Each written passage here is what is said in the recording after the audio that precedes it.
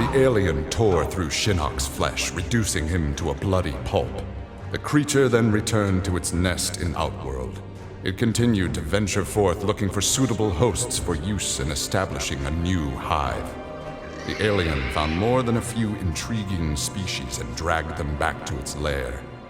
Once a queen had been spawned, the alien's new hive multiplied quickly and spread unchecked throughout the realm. Emperor Kotal Khan attempted to save Outworld in a desperate final attack on the alien's main nesting ground. The attack failed. Outworld belonged to the aliens.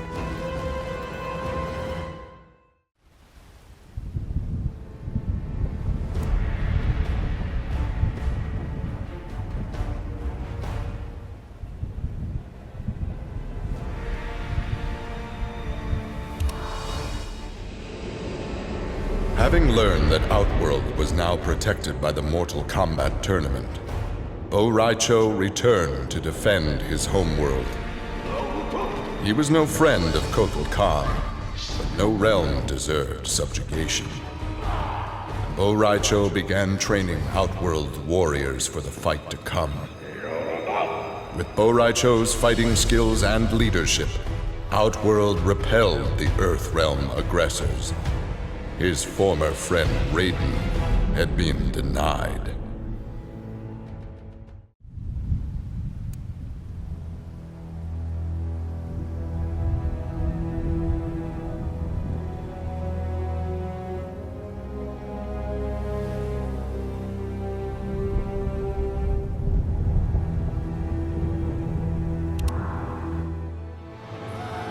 Cassie Cage's impressive victory over Shinnok led Raiden to give her a new important task: hunting down a soul stealer.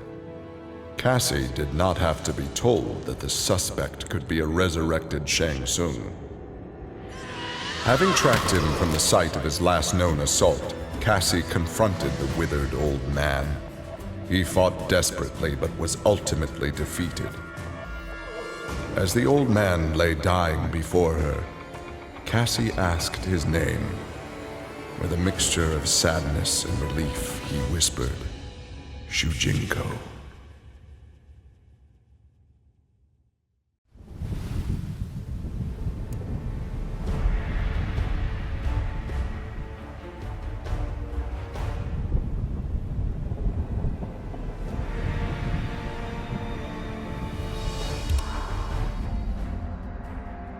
Devorah's ultimate plan was not to destroy Shinnok, but to enslave him. She implanted larvae, her young, in his body to gestate. Having consumed the godlike power of their immortal host, Devorah's offspring were unlike any Kaitin ever born. As they matured, they spread like locusts throughout the realms. Her army of Kaitin super drones brought glory to Devorah, their beloved queen, and destruction to all.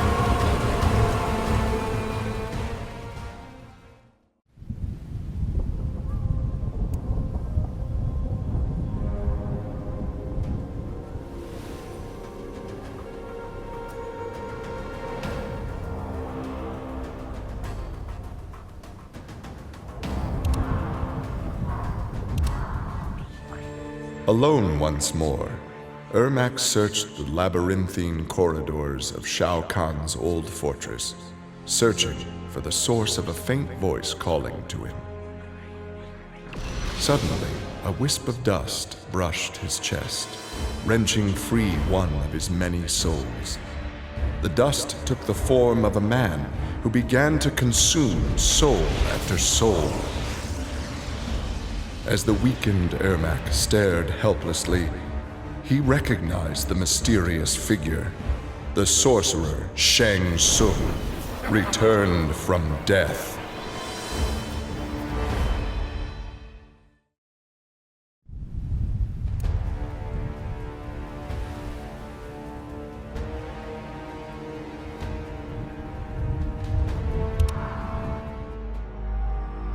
Nearly 150 years ago, Aaron Black had been hired by Shang Tsung to assassinate an Earth Realm warrior.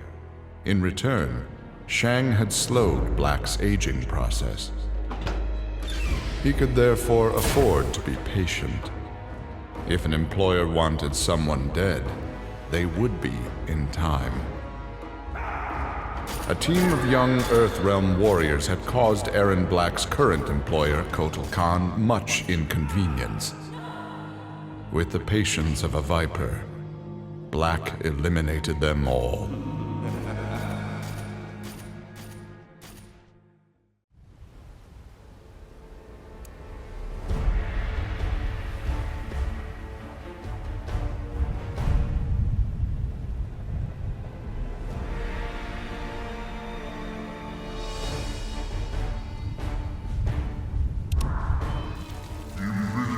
For many years, Farah and Tor were a symbiotic pair, as is natural with their species.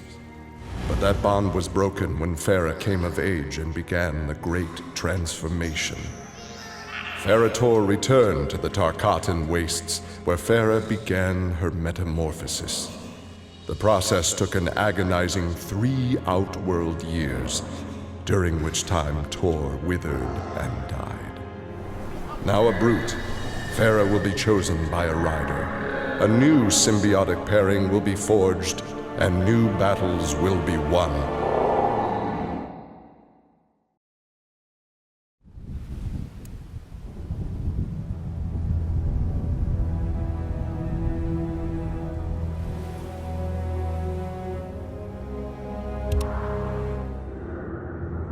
The Shokan had become outcasts for refusing to aid either side in the Outworld Civil War.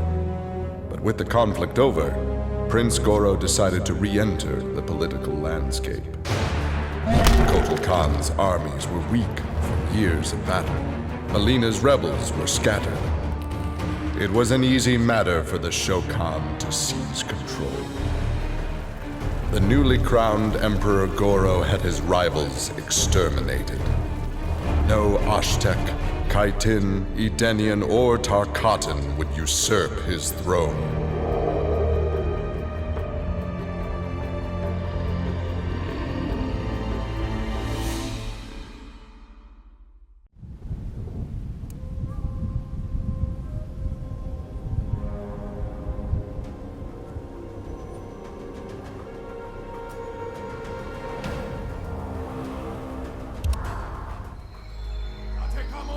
After his incursion into Earthrealm, Kotal Khan had become a prime target of Special Forces surveillance. Jackie Briggs was assigned to monitor his activity. Jackie followed Kotal Khan to an equatorial jungle, where he entered a hidden pyramid. Inside, he retrieved a glowing crystal skull. Jackie attacked the Emperor and raced away with the object. Jackie was praised for her work, but couldn't help thinking her interference was what Kotal Khan had wanted all along.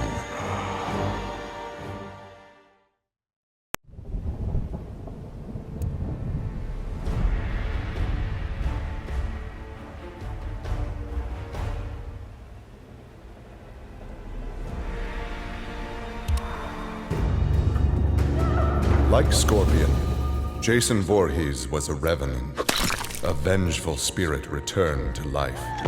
Hundreds had fallen victim to his bloodlust. Liu Kang, now ruler of the Netherrealm, took notice. An immortal killer like Jason would be useful in his plans for conquest. He drew Jason into the Netherrealm and offered him an endless bounty of slaughter in return for his allegiance. Jason's simple reply was to destroy Liu Kang.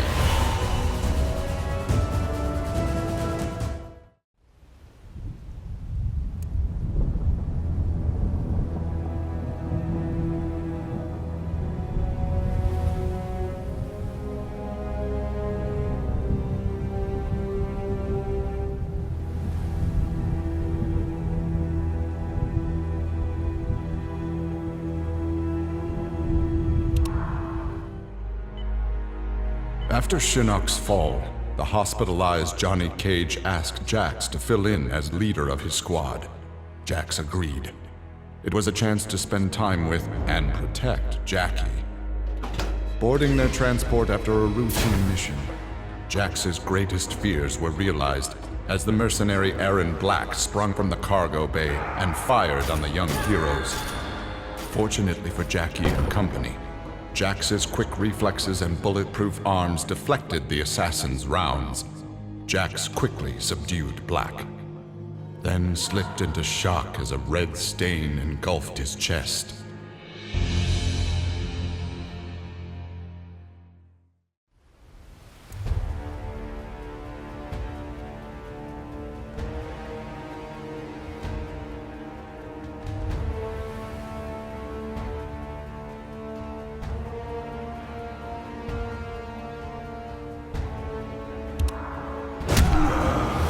Johnny Cage's life had turned out to be stranger than any science fiction film, but he knew the final scene was approaching. With Raiden's direction, Johnny was able to sail to Shang Tsung's abandoned island fortress, where his adventure had begun, to contemplate his future. Amid the rubble, Johnny found an ancient tome. Its pages revealed that Shang Tsung had unraveled the secret to Edenian long life. Johnny Cage's retirement would have to wait.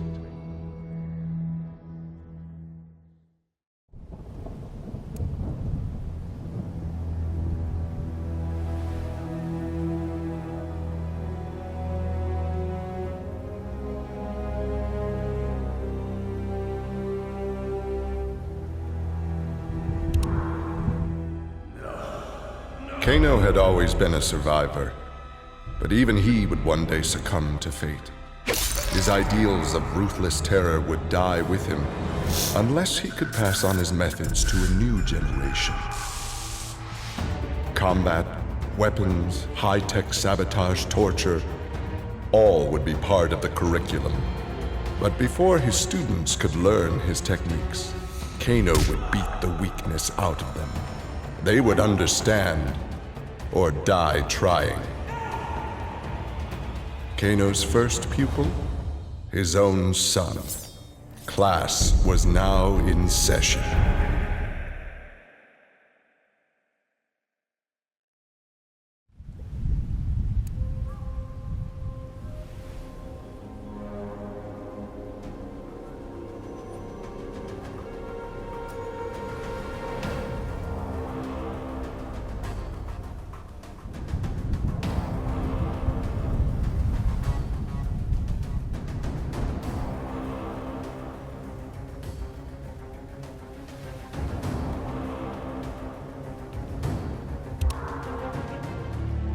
Having defeated Shinnok, Kenshi joined Takeda on his quest to avenge his mother Su-Chin's murder. Their travels took them to a cave where he and Takeda freed a man, Taven, encased in a stalagmite.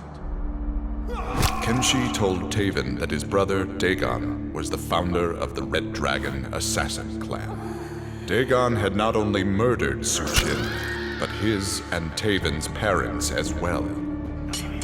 Together, Kenshi, Takeda, and Taven lay siege to the Red Dragon base. Dagon fell victim to Kenshi's rage.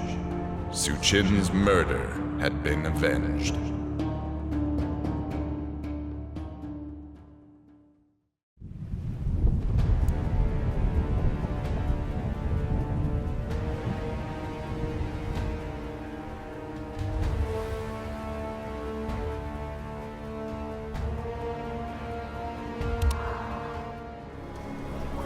Kitana found herself walking the streets of a magnificent, shining city.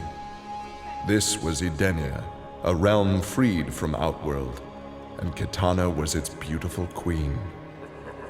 This was the timeline unaltered by Raiden. Earthrealm had been destroyed by Shao Kahn, but Kitana had survived Armageddon and united the other realms to destroy him. Long-lasting peace was the result. Kitana awoke from this vision to find herself in the Nether Realm. She was not the queen of Edenia, but a revenant of hell, and she hated Raiden for it.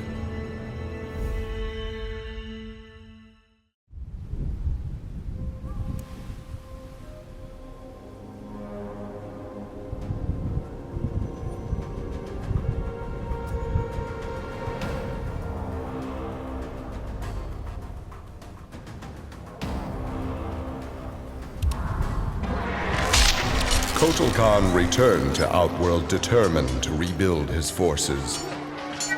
But Raiden defeated him in a surprise attack and claimed dominion over Outworld. Desperate, the Emperor called upon the Elder Gods to aid in preserving his sovereignty. They granted his request, invoking the most sacred of contests. Now, once every decade, Kotal Khan must enlist his greatest defenders to face Raiden's challengers in mortal combat.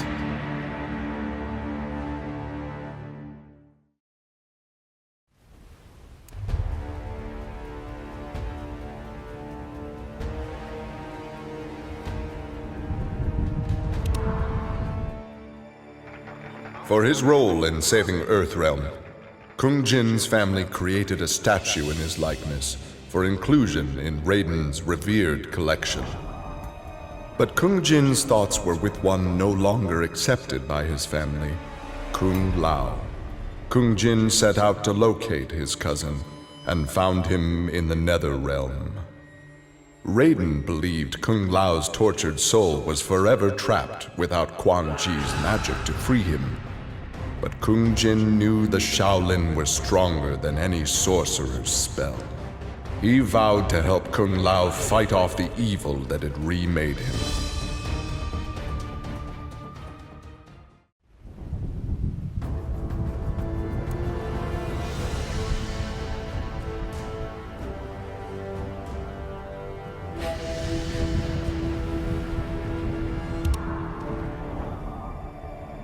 After Shinnok's defeat, Kung Lao found himself trapped in the Netherrealm, his soul corrupted by Quan Chi's dark magic.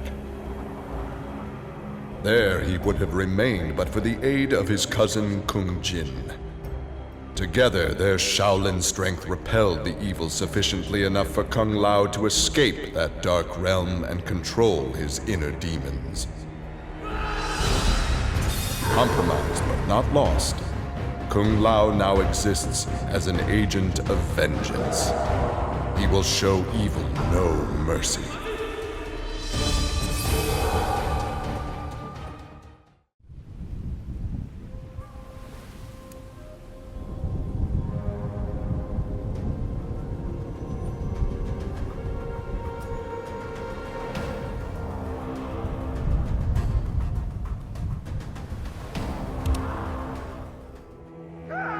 Leatherface had cut down the old man in the strange outfit. Maybe now that he was dead, the pretty yellow-haired gum-chewing girl would notice Leatherface. Putting on his fanciest mask, Leatherface found the army camp where the pretty girl could be found most days. He had to cut through a few guards and more than a few of her friends to get to her, but it was worth it. He pulled out the old man's face, which he'd saved for the girl as a present. The girl didn't want the present, and she wasn't being nice. So Leatherface chopped her into tiny pieces for Drayton to use in his chili. He then took off his mask and set to work on the girl's face. If she wasn't going to be his girlfriend, she could be his in other ways.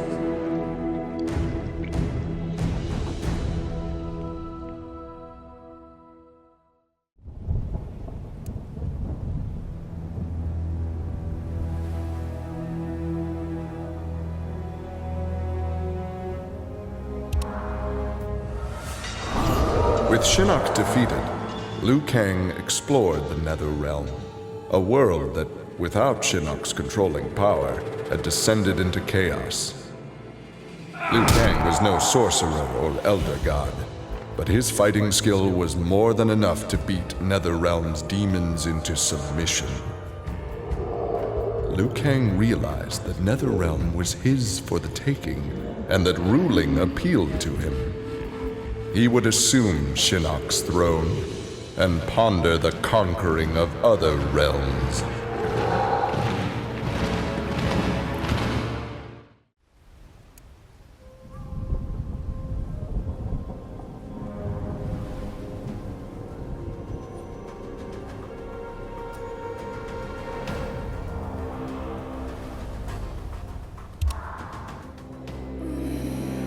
Overcome with exertion, Melina collapsed and felt her soul gliding through the ether. She awoke in an incubation chamber. Nearby were countless others, each containing an exact copy of her. Melina found she could read each being's mind and they hers. They quickly realized the benefit of so many fierce warriors sharing one mind. As they plotted revenge on their enemies, the architect of the Melina's awakening laughed quietly.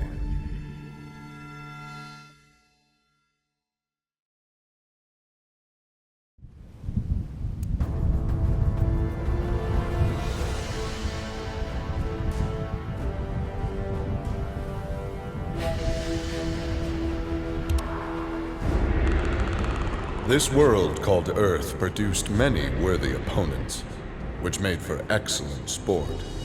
Some possessed a power previously unknown to the Predator's race, sorcery. The Predator sought to harness this new power for use in his conquests. He analyzed a trophy from a recent battle and eventually discovered its secrets. With the power of sorcery, the Predator was unstoppable and decimated whole worlds single-handedly. He had become the apex predator.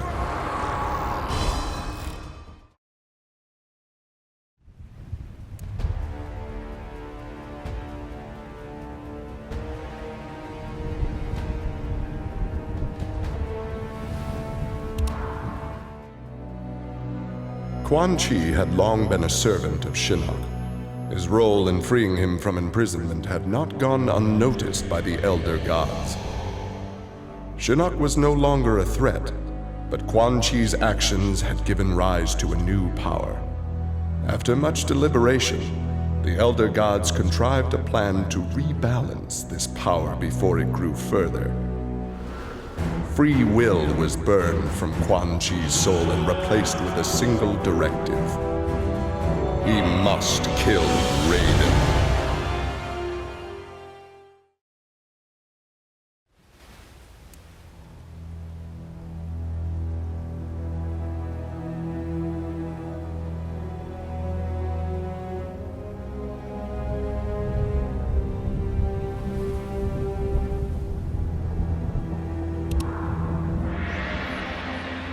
After millennia of fending off Earthrealm's enemies, Raiden began to wonder if defense was the best path to peace. In a change of tactics, Raiden and the Shirai Ryu attacked Kotal Khan's armies before they could rebuild. They decimated the Emperor's forces, leaving Outworld at their mercy. The victorious Raiden claimed dominion over Outworld. The first of many threats to Earthrealm had been removed.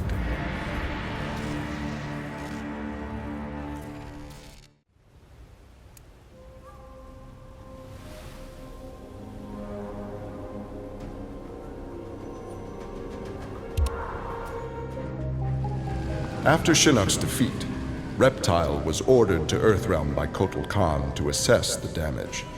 Such intel could prove useful in future conflicts. Stumbling upon a collapsed cavern, exposed during the crisis, Reptile was shocked to see raptors emerging from within. Unlike the rest of his race, these raptors had never left Earthrealm for the doomed realm of Zaterra, and thus had remained safe and hidden. Alone no more, Reptile vowed to remain with his rediscovered people and reclaim their Earthrealm homeland.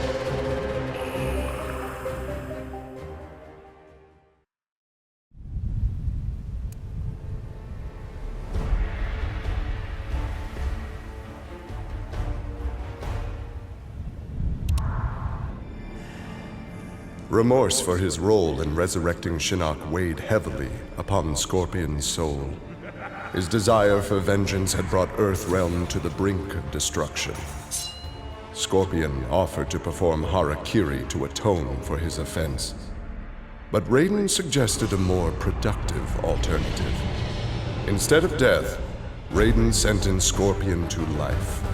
He imbued Scorpion with a small portion of the Jinsei's power, linking him to Earthrealm's essence. Scorpion and his Shirai Ryu clan would protect the Jinsei and Earthrealm forever.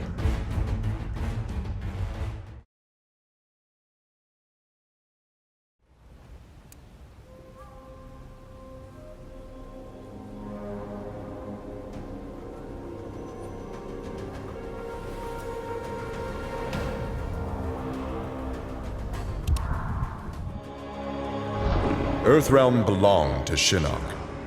It became the staging area from which he would finish his war on the Elder Gods, which began eons ago. The Elder Gods had lied to the denizens of the realms. They were not individual beings, but merely parts of a greater collective known as the One Being. Shinnok would merge the realms and awaken him. Whole once more, the One Being devoured the Elder Gods. Shinnok watched with satisfaction. This reality had finally come to an end.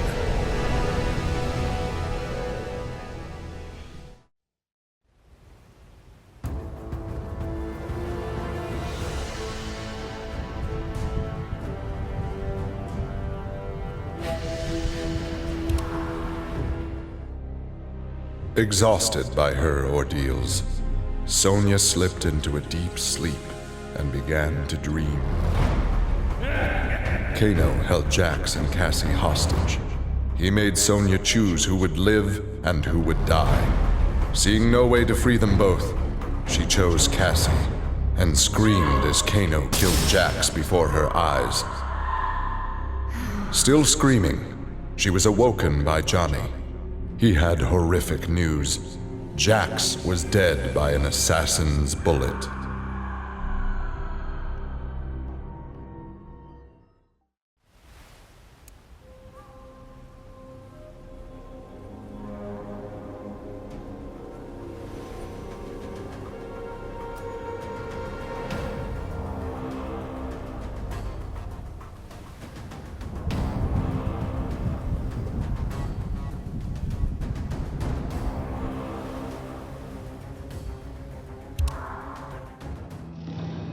Grandmaster Sub-Zero knew his Lin Kuei clan would need more than martial arts to stave off future threats to Earthrealm. In the frozen reaches of Outworld, he found the answer. A female frost dragon with a clutch of eggs. With his ability to freeze, Sub-Zero hatched the dragonlings. They accepted their Lin Kuei masters and their training as combat mounts. With a force of dragon riders, the Lin Kuei's ferocity became legend. None dared risk conflict with Earthrealm.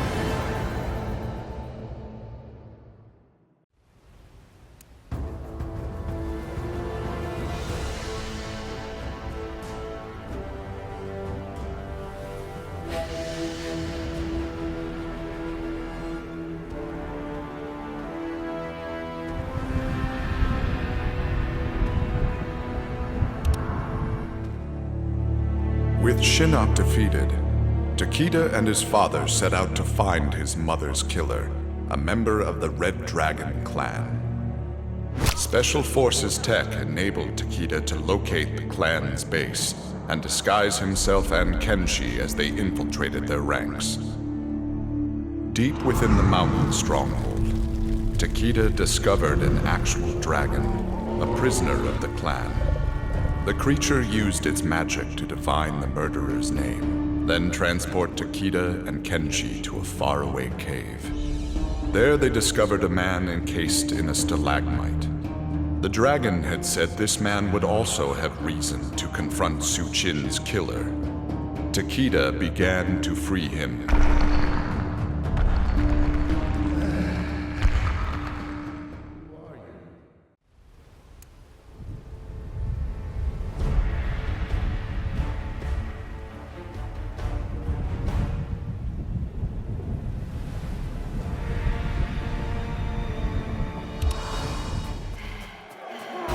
With Melina executed, Tanya's dreams of a free Edenia seemed dead as well.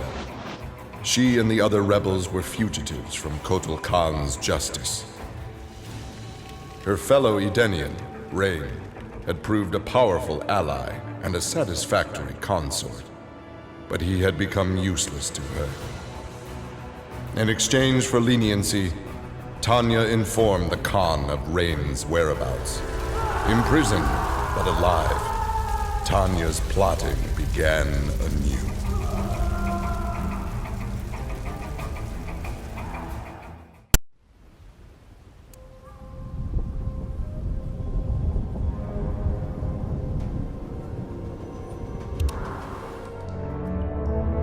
Standing over Shinnok, Tremor reveled in his power. Much had changed since the Black Dragon's excursion to the Dream Realm. Kano had sent Tremor's team there to retrieve a psych bomb to be used in Kano's theft of Shinnok's amulet. Exposure to that realm had increased Tremor's power and expanded his mind. He would evolve into an earth elemental, a demigod whose power would rival that of Raiden and Fujin.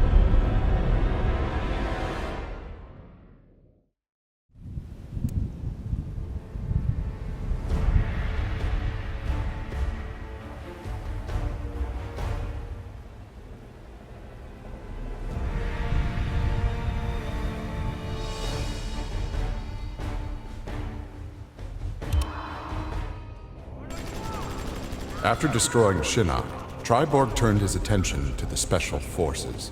General Blade and the others fought valiantly, but their human weaknesses led to their inevitable defeat. Now with access to the SF computer network, Triborg used it to interface with the Lin Kuei storage drives from which he was spawned. He saved the brainwave data of dozens of his Lin Kuei brothers and sisters to the SF servers. The SF laboratories provided the materials necessary for Triborg to create cybernetic bodies for each one. Soon the downloads were complete. The Cyber Lin Kuei had been reformed. But because Sub-Zero had forever sullied the clan's name, Triborg decided to begin anew.